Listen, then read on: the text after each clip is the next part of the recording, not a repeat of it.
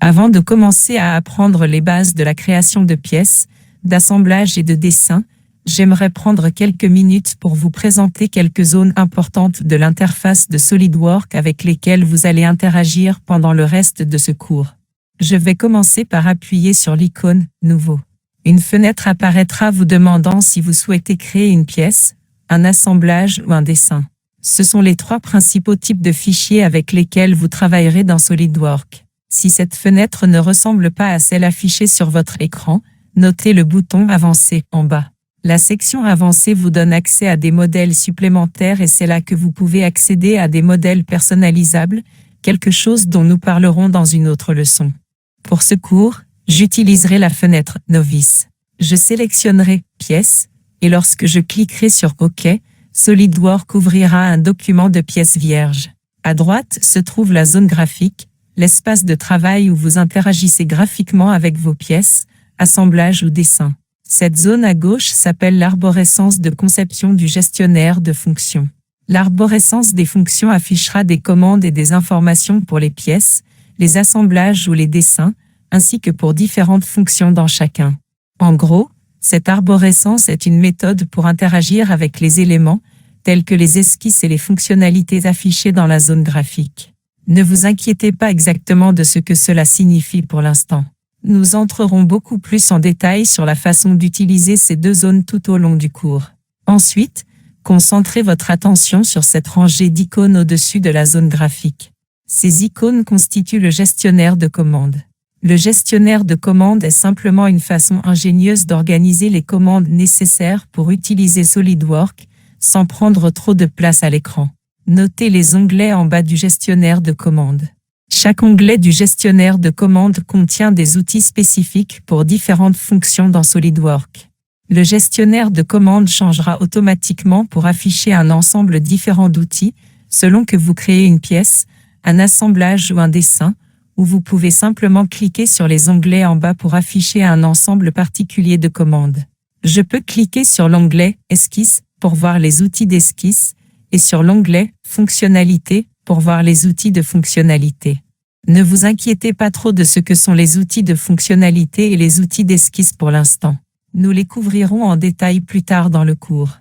Maintenant, tous les outils de SolidWorks ne sont pas affichés dans le gestionnaire de commandes. C'est par conception pour garder l'interface simple et conviviale. Vous pouvez trouver toutes les commandes, fonctions et fonctionnalités que SolidWorks a à offrir dans les menus déroulants.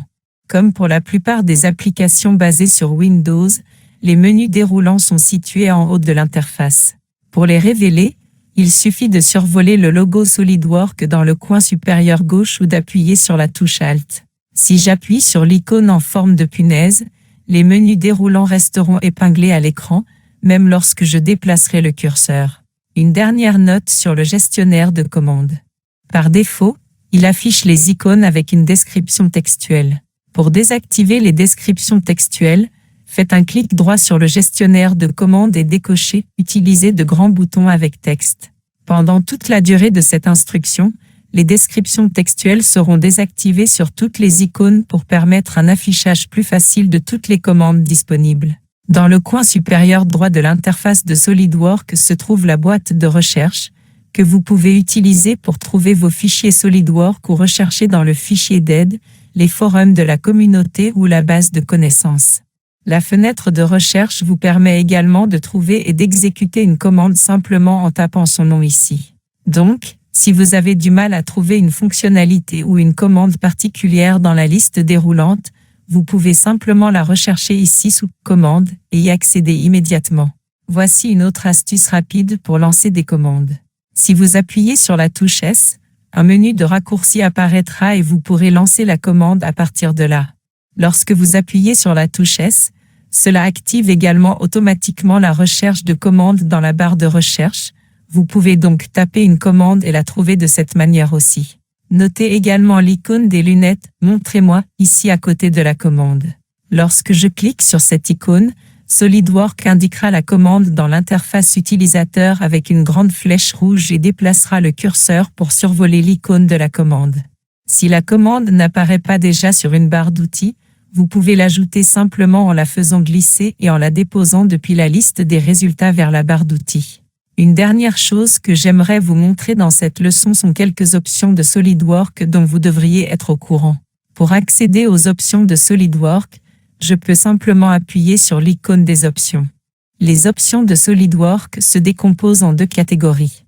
Les options système contrôlent tous les paramètres globaux de SolidWorks. Les propriétés du document, en revanche, n'affectent que la pièce, l'assemblage ou le dessin sur lequel vous travaillez. Ici, je peux changer les normes de dessin et les unités pour la pièce. Je vais cliquer sur OK pour accepter les modifications. Lorsque je retourne à la pièce, notez dans le coin inférieur droit de cette interface, vous pouvez voir le système d'unités que je viens de définir pour la pièce. Je peux cliquer sur la flèche pour basculer entre les différents systèmes d'unités par défaut ou je peux cliquer sur « Modifier les unités du document » pour faire apparaître la même fenêtre d'options d'unités que nous avons vue il y a un moment.